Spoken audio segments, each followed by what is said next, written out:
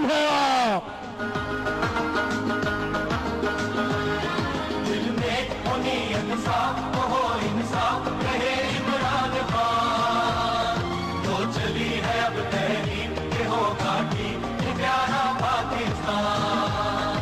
दिल में होनी इंसाफ हो इंसाफ रहे इमरान खान। तो चली है अब तहरीक के होगा ठीक ये प्यारा पाकिस्तान। बिस्मिल्लाहिर्रहमानिर्रहीम।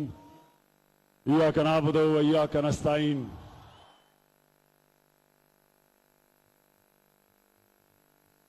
मेरे पाकिस्तानियों, सबसे पहले तो मैं आपको खुश आमदीद कहता हूं। 109 दिन हो गए और माशाअल्लाह मेरा पाकिस्तान हर रोज जागता जा रहा है। नया पाकिस्तान हम सबको नजर आ रहा है। जब एक कौम सामने बैठ से, उधर बैठ से, अमजद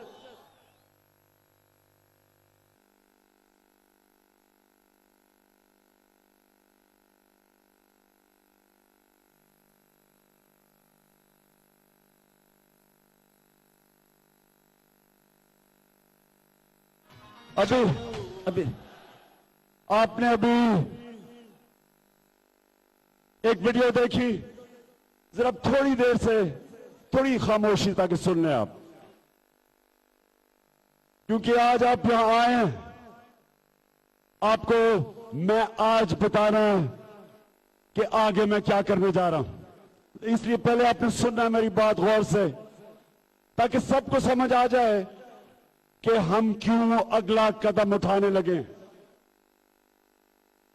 आपने वीडियो में देखा, मैंने इलेक्शन से पहले कहा कि अगर धांधली हुई मैं सड़कों पर निकलूंगा। इलेक्शन के बाद मैंने हॉस्पिटल के बिस्तरे से कहा कि सिर्फ 4 हल्के खोल दो। 400 पिटिशंस पड़ी थी इलेक्शन कमीशन में।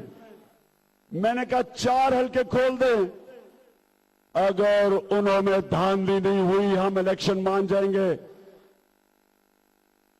अस्पताल के बिस्तरे में कहा, पहला दिन जब मैं ये पीछे पार्लियामेंट में गया, आपने सुना मुझे कहते हुए पार्लियामेंट में कि सिर्फ 4 हल्के खोल दो। फिर सुप्रीम कोर्ट गया और उम्मीद लगाई चीफ जस्टिस से, चौधरी इफ्तिखार, जिसके लिए लोगों ने कुर्बानियां दी थी। चौधरी इफ्तिखार को कहा, चौधरी साहब 4 हल्के खोल दो, हर चीज पे सुओ मोटो एक्शन लेते हो, 4 हल्के खोल दो। इलेक्शन कमीशन से तो पहले कोई उम्मीद नहीं थी, लेकिन मुझे क्या पता था कि ये सारे मैच फिक्सिंग के अंदर मुलव्वस थे।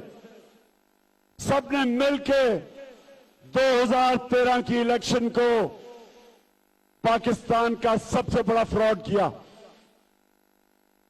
सारे कानूनी रास्ते इख्तियार किए। फिर 14 को मेरे पाकिस्तानियों 14 को निकला लाहौर से और यहां पहुंचा। 109 दिन हो गए पुरअमन धरना देते हुए। यहां तशद्दुद हुआ। 2 नौजवानों को मैंने पीछे कंटेनर के छत से देखा मरते हुए, शहीद होते हुए।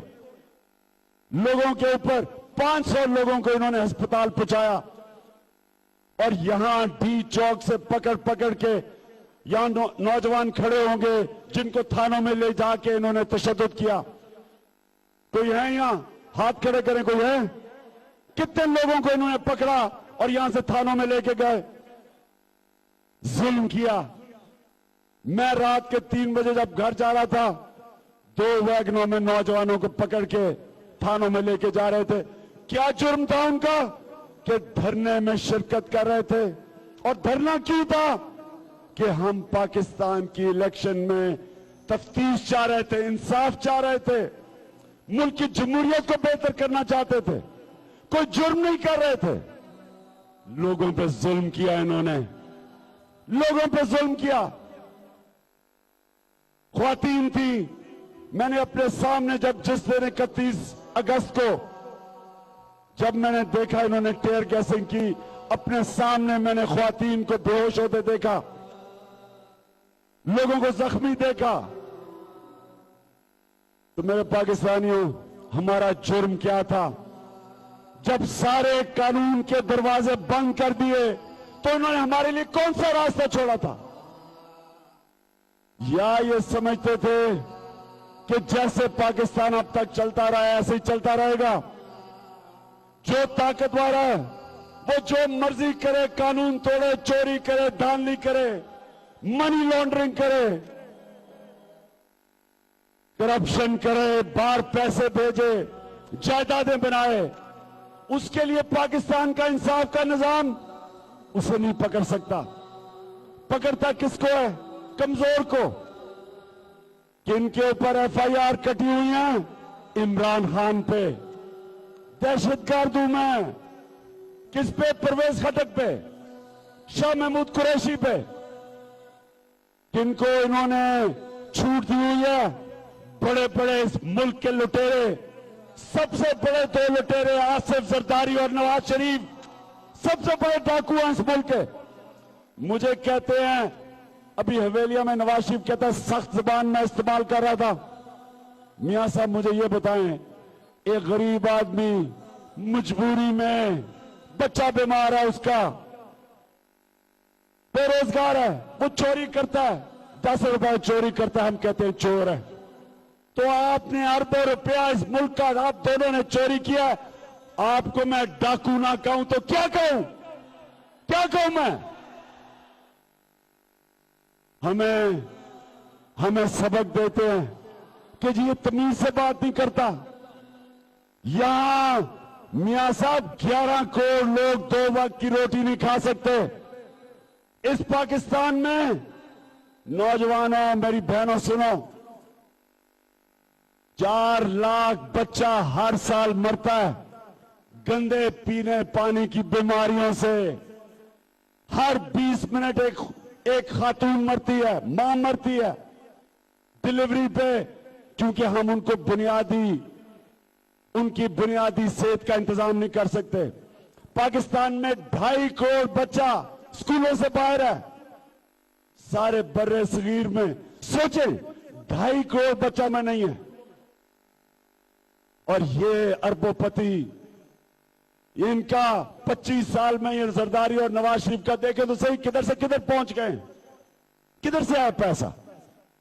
जरदारी क्या था इक्तदार से पहले? मियां साहब के पास क्या था? एक इत्तेफाक फाउंड्री से आज इनके पास बिजनेस एम्पायर कैसे बना है? आपके पैसे पे बना है। लोग गरीब होते जा रहे हैं, अमीर होते जा रहे हैं। 1988 में जब इन दोनों की पार्टनरशिप शुरू हुई थी, आप जानते हैं कि कितने रुपए का डॉलर था? 15 रुपए का। 15 रुपए का डॉलर था। और आज जिस तरह इन्होंने इस मुल्क को लूटा, 103 रुपए का। और बीच में रुका कब था? जनरल मुशर्रफ के दौर पे जब 60 रुपए पे रुका, फिर ऊपर। इसका मतलब क्या है कि जब डॉलर जब 15 रुपए से 103 रुपए पे जाता है, इसका क्या मतलब है? इसका मतलब यह है कि आपके बैंक में 100 रुपया आज सिर्फ 15 रुपया रह गया है और इनके पैसे बाहर पड़े हैं। इनके पास क्या था? 20 साल पहले कितनी बार जायदाद थी, कितने बैंक बैलेंस है? तो मैं मियां साहब जब सख्त जुबान इस्तेमाल करता हूं, मैं एक वो पाकिस्तानी हूं जो देख रहा हूं अपने मुल्क को नीचे जाते हुए। और मुझे गुस्सा ये है कि आपने और आसिफ जरदारी ने मिलके 2013 का इलेक्शन का मैच फिक्स किया। दोनों ने मिलके किया और हमने सब कोशिश की। असेंबली का जॉइंट सेशन बुला लिया। आसिफ जरदारी भी कहता है कि धांधली हुई, नवाज शरीफ की पार्टी कहती है सिंध में धांधली हुई, जरदारी कहता है पंजाब में धांधली हुई, असफंदियार भी कहता है धांधली हुई, मौलाना फजल रहमान भी कहता है धांधली हुई।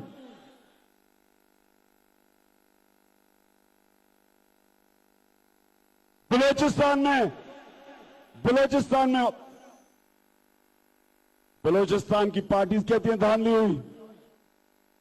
तो मैं सवाल इन सब से पूछता हूं, मैं आज पाकिस्तान के इंटेलेक्चुअल से फिर पूछता हूं, मैं कॉलमिस्ट से पूछता हूं, मैं पाकिस्तान के वकीलों से पूछता हूं, मैं पढ़े लिखे लोगों से पूछता हूं, मैं इनसे एक सवाल पूछता हूं कि अगर सारी जमातें कह रही हैं धांधली हुई, तो सिर्फ तहरीक इंसाफ और इमरान खान क्यों कह रहे हैं कि तफ्तीश करनी चाहिए, पता चलाओ जुर्म हुआ, कौन है मुजरिम?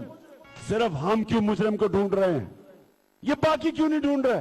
क्या इनको फर्क नहीं पड़ता कि 1970 के अलावा सारे इलेक्शंस के अंदर धांधली हुई? इनको फर्क नहीं पड़ता? हमें क्यों, मैं क्यों सिर्फ कह रहा हूं और मुझे हर रोज अजीब अजीब मेरे खिलाफ पूरी कैंपेन, आजकल टीवी खोलो तो इमरान खान को माशाल्लाह बड़ी पब्लिसिटी मिल रही है आजकल, आपके टैक्स के पैसे पे इश्तिहार कि इमरान खान कितना बड़ा मुजरिम है। पहले तो हम इंशाल्लाह हम इसके ऊपर तफ्तीश, हम अदालत में जाएंगे। पाकिस्तानियों, ये पैसा आपका है, ये जो इश्तिहार चला रहे हैं हर रोज इमरान खान की तारीफ में, ये आपका पैसा है। तो हम पहले अदालत में जाएंगे और पूछेंगे कि हमारा पैसा अपनी कुर्सी बचाने के लिए नवाज शरीफ क्यों खर्च कर रहे हो? पैसा हमारा है। पाकिस्तानियों, सवाल आज ये है, आज मैंने जो आप सबको यहां बुलाया, सवाल मैं ये पूछता हूं कि अगर इलेक्शन के अंदर धांधली हुई और हमारे पास सबूत है, बात यह है कि सिर्फ हम क्यों इंसाफ मांग रहे हैं और क्यों तफ्तीश नहीं हो रही और क्यों ये सारी जमातें इकट्ठी हो गई हैं और क्यों ये कह रही हैं कि नवाज शरीफ धांधली हुई लेकिन नवाज शरीफ को इस्तीफा नहीं देना चाहिए?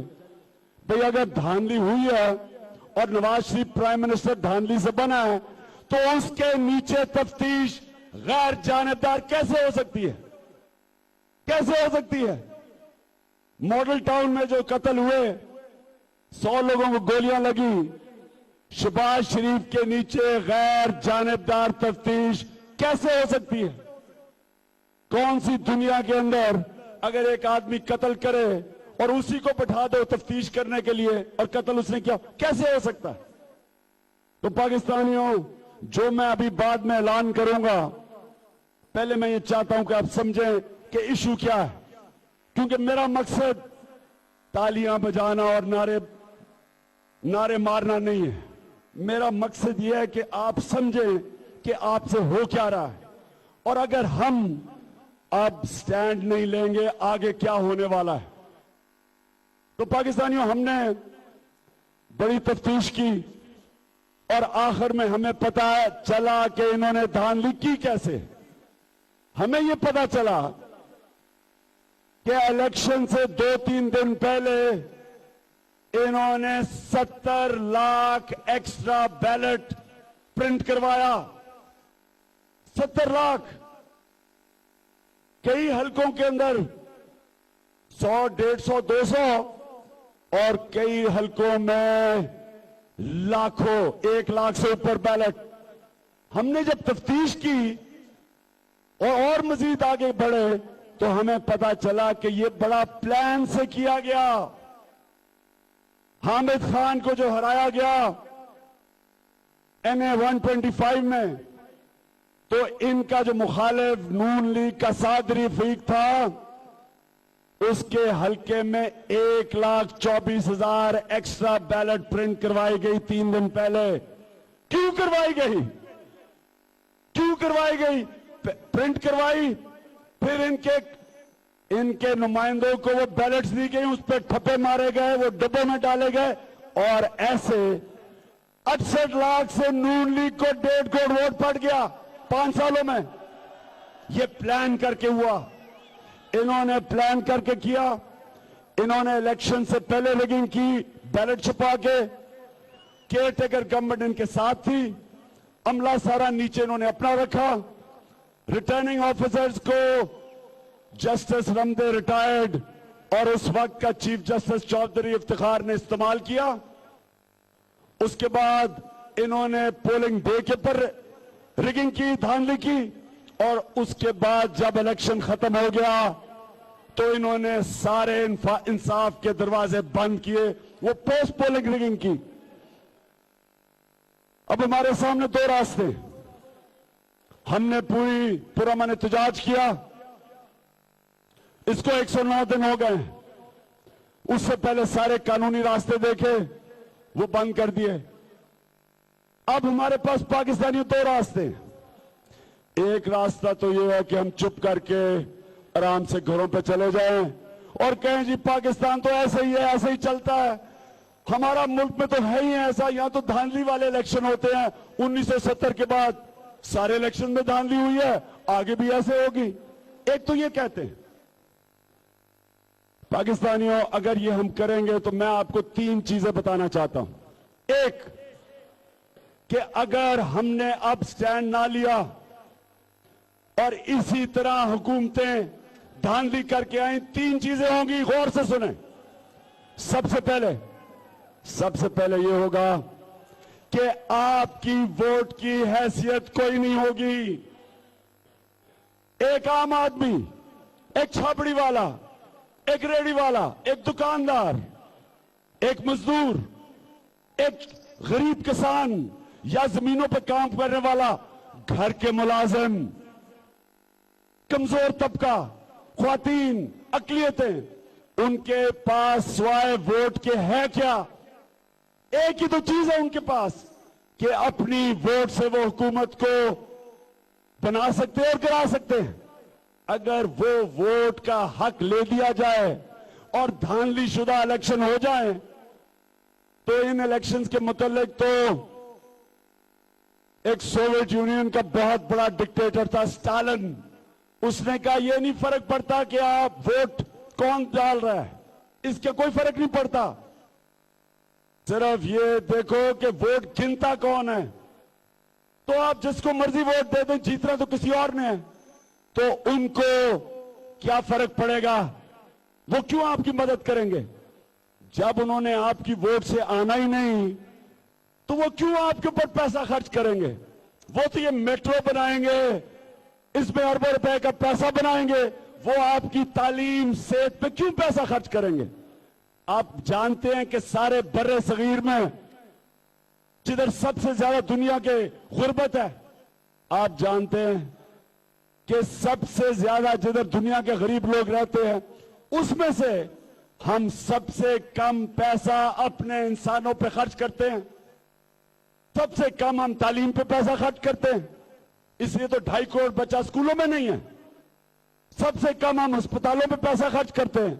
यहां होली फैमिली में ये इतना जबरदस्त अस्पताल होता था, एक नया बच्चा पैदा हुआ, चूहे ने बच्चे को काटा, वो मर गया।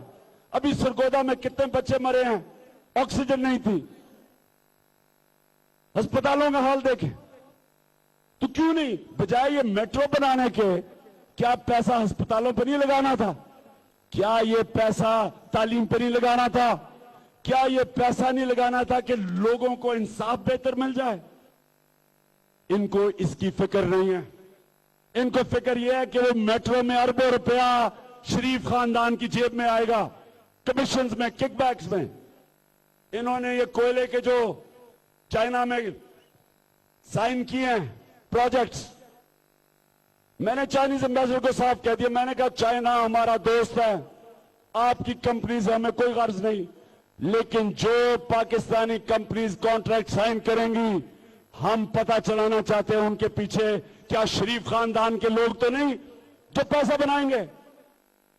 तो ये जो बड़े बड़े प्रोजेक्ट्स हैं, ये जो मोटरवे बना है, डॉक्टर महबूबुल हक ने मुझे, हमारी तहरीक इंसाफ को उसने बताया कि ये जो मोटरवे बना है, इसमें अमेरिका में इसी तरह का मोटा $8 मिलियन 1 किलोमीटर पे था। पाकिस्तान में $14 मिलियन किलोमीटर पे बना, दुगना अमेरिका से। ये जो मेट्रो बनी है अहमदाबाद में $3 मिलियन किलोमीटर पे बनी है, तुर्की में $4.5 मिलियन किलोमीटर पे बनी है, लाहौर में $11 मिलियन किलोमीटर पे बनी है, और ये जो बन रही है इस्लामाबाद में $20 मिलियन किलोमीटर पे बन रही है। ये पैसा आप देंगे तो ये ऐसी बड़ी बड़ी ये मेट्रो बनाना और अंडरपास और ओवरपास, और अभी जाके नवाज शरीफ ने जो हवेलिया में कहा है कि मैं नया पख्तूनख्वा मैं बना दूंगा एक सड़क बना के, और मियां साहब अगर सड़कें बना के और ये मेट्रो और पुल बना के अगर कोई मुल्क तरक्की करता तो वो मुल्क, मैं फिर से कहता हूं, मलिक रियाज बहरिया को अपना प्राइम मिनिस्टर बना दे। अगर इन्हीं से बनता मुल्क बनता है जब एक कौम के ऊपर पैसा खर्च करते हैं। पाकिस्तानियों, दूसरी जंग अजीम में जर्मनी और जापान, एक बिल्डिंग नहीं खड़ी थी दोनों मुल्कों में, ऐसी बम्बार्डमेंट हुई, एक पुल खड़ा नहीं था, सारा उनका पुल बिल्डिंगें सड़कें सब तबाह हो गई। 10 साल में दोनों मुल्क फिर खड़े हो गए, क्योंकि उनकी कौम के ऊपर पैसा खर्च किया था, जेलों पे पैसा खर्च किया था, तालीम पे किया था। जब आप कौम पे पैसा खर्च करते हैं, कौम को कुछ नहीं होता, बिल्डिंग तो कल गिर जाए।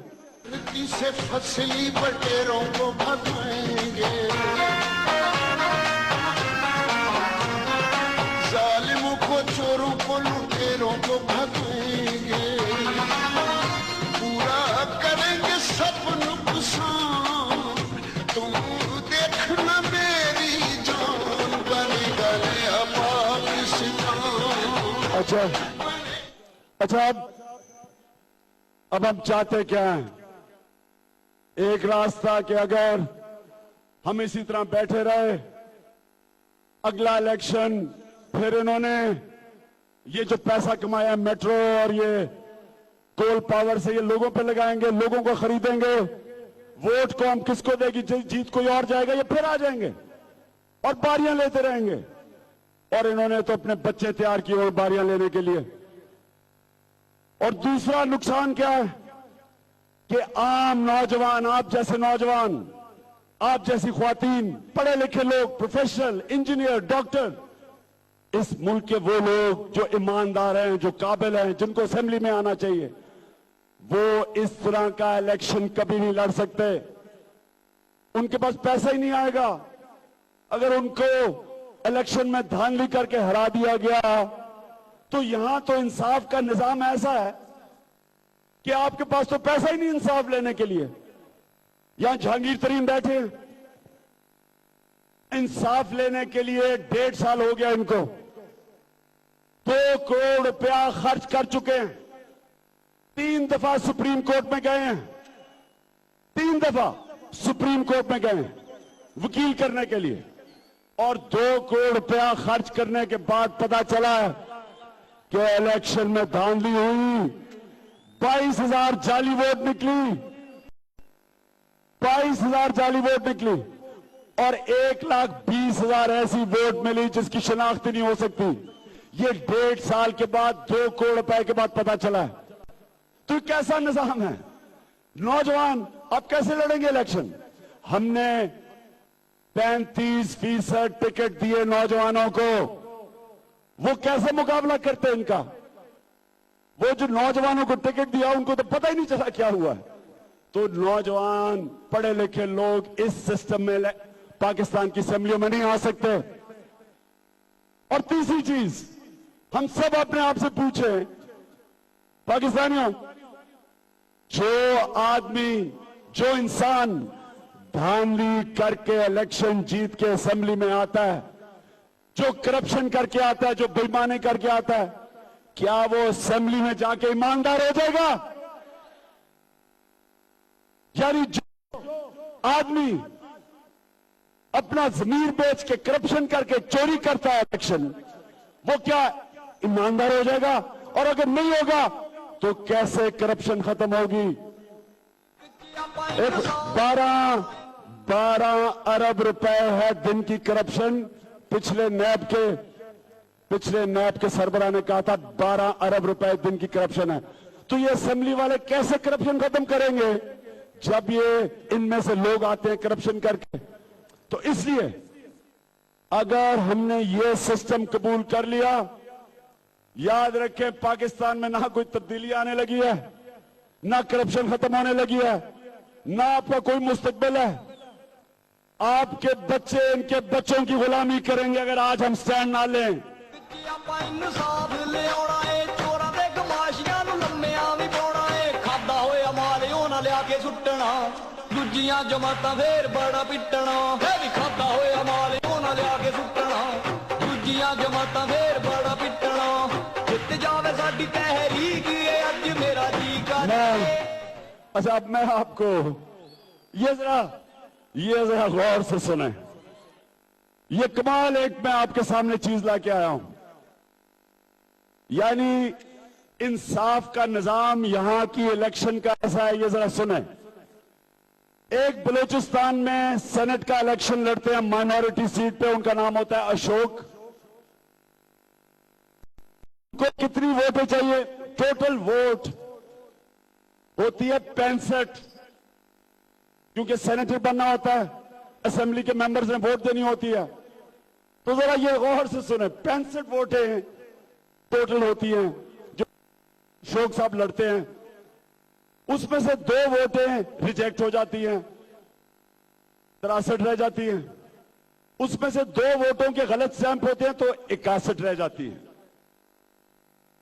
61 वोट का इलेक्शन होता है पाकिस्तानियों, 61 वोट का इलेक्शन है। उसमें जनाब चीफ इलेक्शन कमीशन के पास जाती है तो वो 61 वोट की गलत गिनती कर देता है। उसकी अशोक जीत जाता है, दूसरा अपील करता है तो वो जो अपील होती है वो फिर से इलेक्शन कमीशन पे जाती है। इलेक्शन कमीशन अपील डिसमिस कर देता है, वो हाई कोर्ट में चला जाता है। हाई कोर्ट के बाद वो कमीशन अशोक के लिए फैसला कर देती है, वो दूसरा चला जाता है सुप्रीम कोर्ट में। 2.5 साल हो गए हैं, 61 वोट गिनी नहीं जा रही। 2.5 साल हो गए, अभी तक नतीजा नहीं है। टोटल टेन्योर सेनेटर का 3 साल है, तो 2.5 साल से 61 वोट गिनी नहीं जा रही। मुझे यह बताएं कि यह कौन सा सिस्टम है? इस सिस्टम में आप क्या उम्मीद रखते हैं? तो हमने अब जरा सुने, जो मैं आपको आज यह बुलाया था कहने के लिए, वो ये गौर से सुने। हमने हुकूमत को कहा, जब हम यहां पहुंचे हमने उन्हें कहा कि इलेक्शन में धांधली हुई, हमारे मुज़ाकरात हुए, मुज़ाकरात में फैसला हुआ तहरीक इंसाफ और नून लीग का कि एक जुडिशल कमीशन बनेगी। जुडिशल कमीशन के नीचे एक जॉइंट इन्वेस्टिगेटिंग कमेटी बनेगी। उस जॉइंट इन्वेस्टिगेटिंग कमेटी में आईबी होगी, आईएसआई होगी, मिलिट्री इंटेलिजेंस होगी, एफआईए होगी। ये फैसला हो गया था। जिधर बात फंस गई वो ये कि हम कहते थे नवाज शरीफ इस्तीफा दे, वो कहते थे कि आप धरना खत्म करें और नवाज शरीफ इस्तीफा नहीं देगा। अब ये सुनने में हमारी तजवीज क्या है? हमने फिर से उनको तजवीज दी कि ठीक है, नवाज शरीफ अगर इस्तीफा नहीं देना चाहता जब तक इन्वेस्टिगेशन हो रही है तो ठीक है, नवाज शरीफ इस्तीफा ना दे और हम धरना नहीं खत्म करते जब तक इन्वेस्टिगेशन हो रही है। अभी तक हमें कोई जवाब नहीं आया। मैं आज मियां साहब आपको कह रहा हूं, हमने आपको इससे मुस्बत डिमांड हो ही नहीं सकती, क्योंकि हम तो इंसाफ चाहते हैं। हम 2013 इलेक्शन की तफ्तीश चाहते हैं। हम कहते हैं कि 4 और 6 हफ्ते के अंदर कमीशन फैसला करे, सुप्रीम कोर्ट के नीचे हो। अब पाकिस्तानियों सुनो, मैं क्या अब आज इस प्लेटफॉर्म से नवाज शरीफ को क्या कहने जा रहा हूं?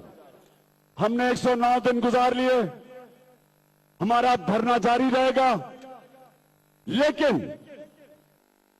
जुमेरात को मैं लाहौर जा रहा हूं और मैं लाहौर बंद करूंगा।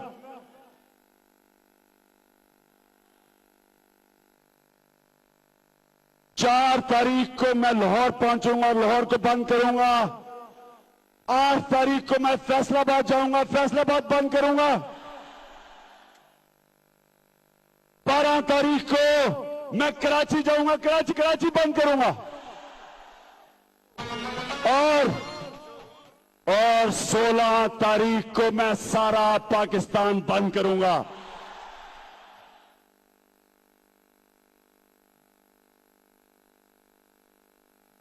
कहता है इमरान है कायद का फरमान, बनेगा नया पाकिस्तान, बनेगा नया पाकिस्तान, बनेगा नया पाकिस्तान, बनेगा नया पाकिस्तान। जब वो आएगा इमरान, सबकी जान बढ़ेगी, इस कौम की शान, बनेगा नया पाकिस्तान, बनेगा नया पाकिस्तान। तो मेरे पाकिस्तानियों, आप तैयार हैं इसके लिए? मुझे पता है कि लाहौर के लोग तैयार हैं। मुझे पता है कि फैसलाबाद तो वैसे ही बेचारों, वहां तो गैस ही खत्म हो गई है। मुझे पता है सारा फैसलाबाद तैयार है, और कराची का तो मुझे पहले ही पता है। कराची के लोग मेरी बड़ी इंतजार कर रहे हैं, वो भी तैयार हैं। नौजवानों, मैं सिर्फ एक आपके सामने बात करना चाहता हूं। देखें, ये मैं अपने लिए नहीं कर रहा, ये प्राइम मिनिस्टर बनने के लिए नहीं कर रहा। मुझे ये बताएं कि किस प्राइम मिनिस्टर को अल्लाह ने इतनी इज्जत दी है जो आपने मुझे दी है? किस प्राइम मिनिस्टर को दी है? यानी अल्लाह इससे ज्यादा क्या दे सकता है एक इंसान को कि आप जैसे लोग ऐसी इज्जत देते हैं? मैं उसका बड़ा शुक्र अदा करता हूं। तो प्राइम मिनिस्टर तो आते जाते रहते हैं, लेकिन पाकिस्तानियों मेरी बात मान लो, अगर आज आपने स्टैंड ना लिया, ये सब इकट्ठे, अच्छा मुझे अखबार वाले कहते कि इमरान खान आप तो अकेले रह गए, सारी जमातें आपको छोड़ गई हैं।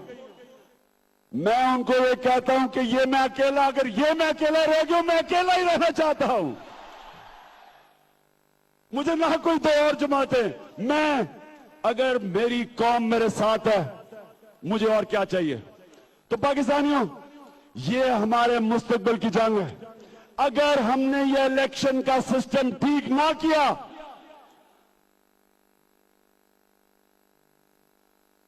करेंगे सब नुकसान, तुम देखना मेरी जान, बनेगा नया पाकिस्तान, बनेगा नया पाकिस्तान, बनेगा नया पाकिस्तान, बनेगा नया पाकिस्तान।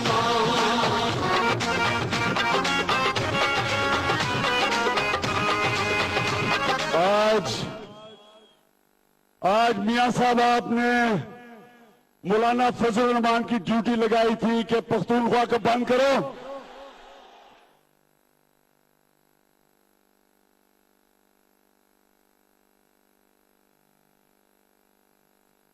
और मौलाना ने पूरी कोशिश की कि मेरे पख्तूनख्वा के टाइगर यहां ना पहुंच सके।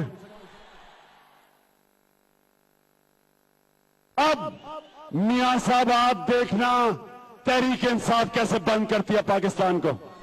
मुस्कुराता रहता हूँ, दुनिया से कहता हूँ, मिल जाएंगे मुझको ख्वाब भी।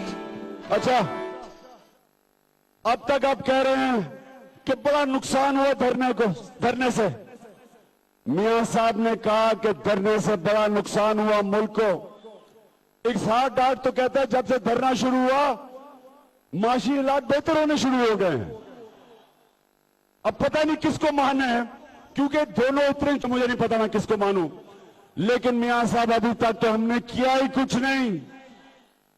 हम तो यहां कोने में बैठे हुए हैं, यहां कोई दुकानें नहीं, कोई ऑफिसेज नहीं, कोई कुछ नहीं है यहां। ये तो वैसे ही आवाम को यहां आने की इजाजत नहीं है। लेकिन मियां साहब, जो 4 तारीख से मैं शुरू करूंगा, आपको वाकई नुकसान होगा। आपके लिए हुकूमत चलाना मुश्किल हो जाएगा। हमारा हक है, मैं और कुछ नहीं मांग रहा, मैं अपना हक मांग रहा हूं।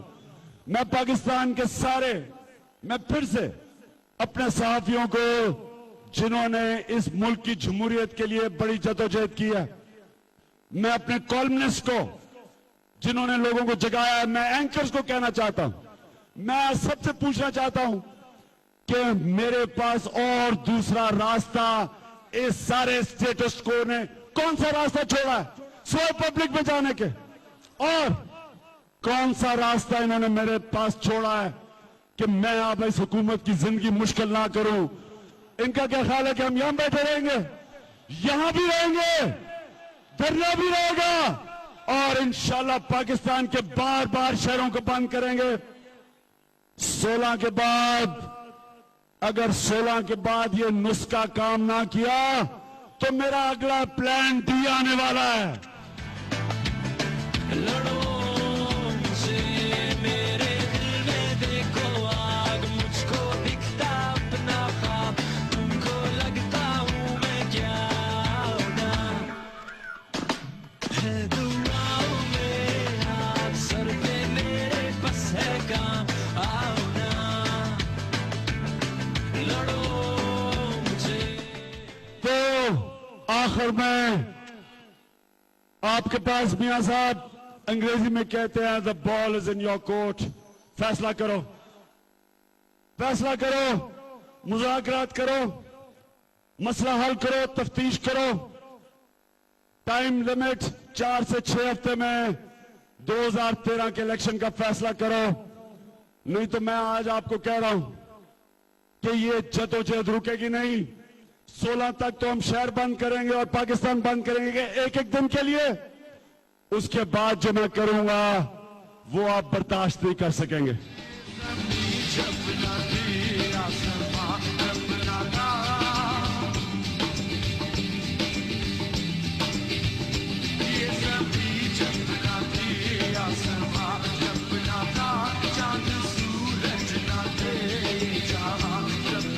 पाकिस्तानियों, आखिर में मैं आप सबका शुक्रिया अदा करना चाहता हूं। आज आप यहां आए, ठंड है, ठंड में भी आप आए, गर्मी में भी आप आए, बरसात में भी आप आए, शेलिंग हुई तब भी आप रहे। आपका शुक्रिया अदा करता हूं इसलिए कि मैं कभी नहीं सोचता था कि एक दिन अल्लाह मेरी कौम को ऐसे जगाएगा जिस तरह उसने जगाया है। आपके दिलों में उसने शऊर और दिमागों में शऊर पैदा किया है। मेरे पाकिस्तानियों, इंशाअल्लाह मैं आज आपके सामने अल्लाह पे मान रख के पेशन गोई करता हूं कि 2015 नया पाकिस्तान का साल है इंशाअल्लाह। अब इमरान ठीक करेगा सब कप्तान, नया बनेगा पाकिस्तान, नया बनेगा। मुबारक हो। पाकिस्तान तहरीक इंसाफ के चेयरमैन इमरान खान खिताब कर रहे थे।